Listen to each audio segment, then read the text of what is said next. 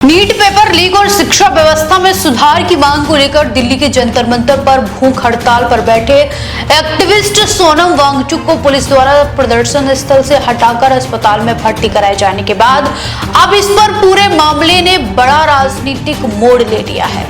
इस कार्रवाई को लेकर कांग्रेस नेता और लोकसभा में नेता प्रतिपक्ष राहुल गांधी ने केंद्र सरकार और प्रधानमंत्री नरेंद्र मोदी पर तीखा हमला बोला है। राहुल गांधी ने सोशल मीडिया प्लेटफॉर्म एक्स पर एक पोस्ट साझा करते हुए सरकार की इस कार्रवाई को पूरी तरह से गलत और अलोकतांत्रिक ठहराया है। उन्होंने साफ शब्दों में कहा है कि देश के युवाओं और छात्रों से जुड़े गंभीर मुद्दों को उठाने से किसी को रोका नहीं जा सकता। दरअसल सोनम वांगचुक पिछले 21 दिनों से जंतर मंतर पर शांतिपूर्ण तरीके से अनिश्चितकालीन भूख हड़ताल पर थे। उनका ये आंदोलन मेडिकल प्रवेश परीक्षा नीट में हुए कथित पेपर लीक के विरोध में और छात्रों के हक में चल रहा था। शनिवार को जब उनकी तबीयत बिगड़ने का हवाला देकर दिल्ली पुलिस ने उन्हें सफदरजंग अस्पताल में भर्ती कराया तो विपक्ष इस पर हमलावर हो गया। नेता प्रतिपक्ष राहुल गांधी ने इस पूरे घटनाक्रम पर गहरी नाराजगी जताते हुए सीधे प्रधानमंत्री नरेंद्र मोदी पर निशाना साधा। राहुल गांधी ने अपने बयान में कहा कि वर्तमान केंद्र सरकार का मुख्य सिद्धांत ही असत्य और हिंसा पर आधारित है। उन्होंने आरोप लगाया कि जब एक व्यक्ति बेहद शांत और अहिंसक तरीके से भूख हड़ताल पर बैठा था तब उन्हें इस तरह जबरन जंतर मंतर से हटाना पूरी तरह से अन्यायपूर्ण है।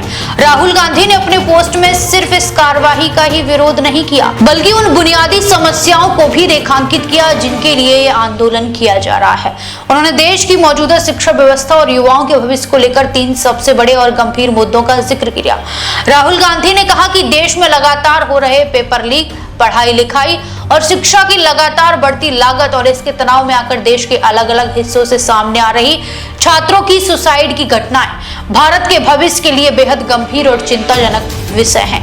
इन समस्याओं के कारण देश का युवा खुद को असुरक्षित महसूस कर रहा है और सरकार इन वास्तविक चुनौतियों का समाधान निकालने के बजाय आवाज उठाने वालों को दबाने का प्रयास कर रही है। अपने बयान के आखिर में कांग्रेस नेता ने सरकार को चुनौती देते हुए कहा कि कोई भी ताकत भारत के छात्रों को और देश के उन तमाम लोगों को जो युवाओं से प्यार करते हैं और उनके उज्जवल भविष्य में विश्वास रखते हैं, इन न्याय संगत मुद्दों को उठाने से नहीं रोक सकती है।